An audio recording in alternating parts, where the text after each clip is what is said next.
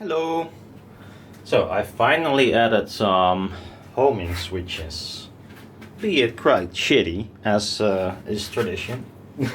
But it works. Well, it took me a while. I actually did it also on... well, that's actually the reason why I wanted to do it on the y-axis. Because this Gantry is driven by two motors, as you can see. So if you line it up square and you bump into the end stop, or I don't know, I had some motor failures, driver failures, it seems to be actually, and it's not, the thing is the drivers are working fine. It didn't like the 48 volt supply, which normally it should be able to. Combined with heat, so something went wrong. So I turned it down to 43 and now all the problems are gone, but it took me a day or more and a lot of material wasted on when I was actually making something, and actually is back again, which I want to get rid of, the word. Yeah, so it screwed up a lot of material, so I knew I should make something, or at least I should use finally some homing switches. Not even for that. I mean, with the power supply turned down, it works like it always did, and I never used homing switches. But I bought some very cheap homing switches from Valdar. I think they were €3 a piece. It's an induction. So I kind of cheated. Because I glued a ring over this is a because it will work on aluminium, but it came too close. It does better on metal. So I glued this on just to see if it works. And on the x-axis I added a nut. Where is it there? I mean, it's not... If I would do it all again, I would not make this kind of shitty method, but... now I'm looking to see if there is any accuracy. So if I put it against this piece here, which I clean a little bit now, so it probably is not accurate anymore. Put it against this.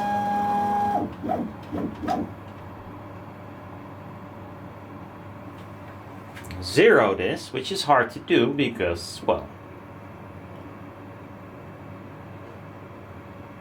okay, so this is set to 0. Doing one axis, 0.0. And I say to my software, so you have two coordinates, machine coordinates and where your project will be. I'll look at the other coordinates and say this will be x0, so I can return it to this same spot if all goes well. What I do now, I disable the motors, and because I have such a high pitch, and that's why it's also kind of a trouble sometimes, I'll just move it, put it there. So now the machine has no clue where this actually is on the table. So if you drop steps or whatever, this can happen. Not of course this huge, but yeah, it has no clue anymore. So what I'll do, I'll reference my x-axis alone. I have to enable the motors first.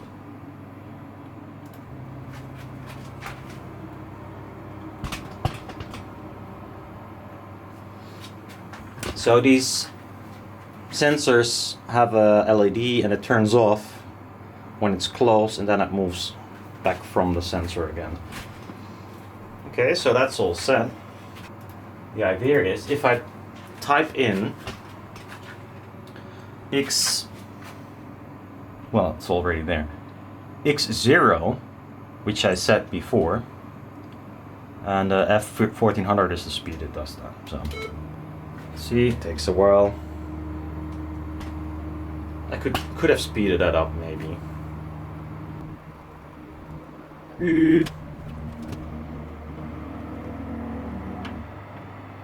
Ooh, that's 0.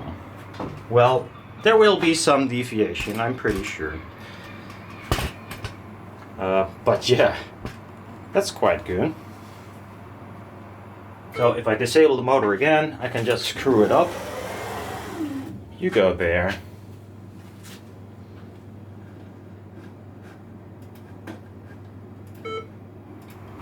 Home it again. Move fast to the right because I don't want to wait.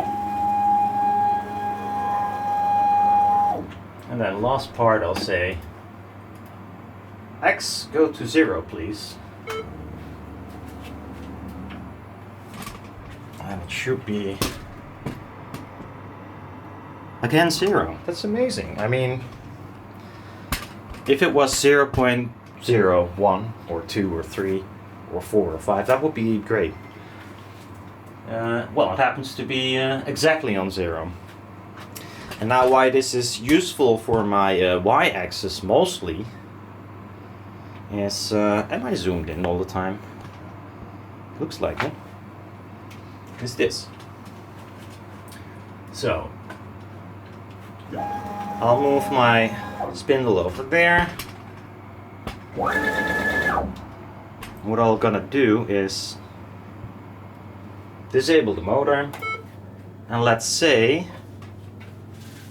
this gantry is completely off, so I'll move this. So now it's really screwed. It's not square anymore. Insanely not square anymore. And then enable the motors and say, well, reference I, or go to your home position.